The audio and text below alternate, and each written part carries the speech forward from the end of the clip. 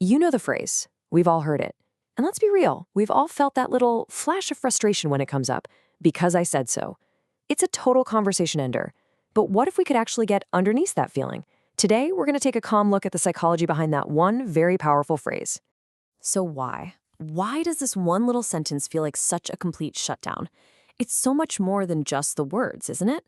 It actually taps into this really deep-seated need we all have for understanding. A need that, as you'll see, changes a whole lot as we grow up. And that's the story we're going to unpack together.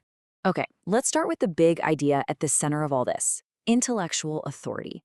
It sounds kind of academic, but it's really simple. It's that invisible force, that credibility someone has that makes us just trust what they're saying without needing them to lay out all the evidence. This concept is pretty much the foundation for how we relate to information our entire lives. And our story really begins where most stories do, back in childhood. This is the time when we're first building our map of the world, trying to figure out how it all works and who we can trust to explain it all to us. This is our first and simplest relationship with authority. Think about it. When you're a little kid, the world is this huge, kind of confusing place. So trusting what parents and teachers say isn't just about being obedient, it's a survival tool. It's how we learn what's safe, what's right, and how to build a world that makes sense.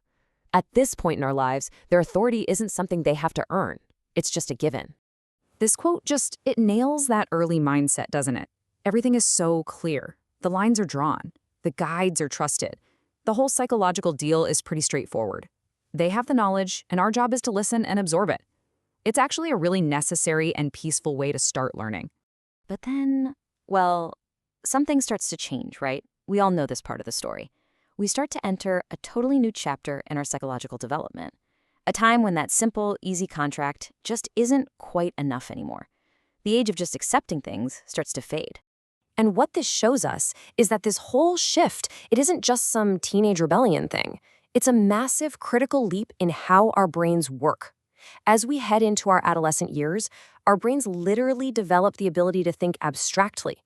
And with that new power comes a new need, the need to understand the logic behind the rules. And right here, the contrast is just so clear. We go from this state of pure, simple belief, my parents know everything, to a state of, inquiry. Wait a second. How do they know that? And that is the exact moment our need for real justification is born. So let's fast forward to adulthood, where our world is just infinitely more complicated. We're not just dealing with a couple of trusted sources like our parents or teachers anymore. No way. We are bombarded with information, and pretty much every source out there is fighting for our trust. I mean, just look at this. As adults, authority is coming at us from everywhere. We've got experts, the media, raw data, even AI now, not to mention our own personal experiences. But here's the key difference. Unlike when we were kids, none of these sources gets our trust automatically. Intellectual authority now has to be earned. So to get through all that noise, we developed this kind of subconscious checklist for who to trust. We're looking for stuff like credentials, a consistent track record, whether they seem biased. We want to see their methods. This internal filter is the exact reason why a simple "because I said so" just doesn't fly with us anymore. Okay, let's bring this all the way back to that moment of frustration we started with.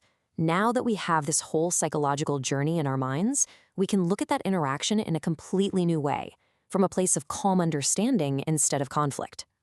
And here's the biggest takeaway, really. That feeling of being dismissed when you hear "because I said so," it's not a flaw. It's a feature of your developed mind. Our brains are literally hardwired now to ask why.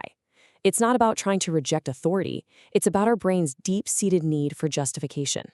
So what can we do? Well, here's a simple path to a calmer conversation. First, just recognize that emotional trigger when you feel it. Then, take a breath and acknowledge that the need for a reason is totally valid. And this is the most important part. Try to reframe that why.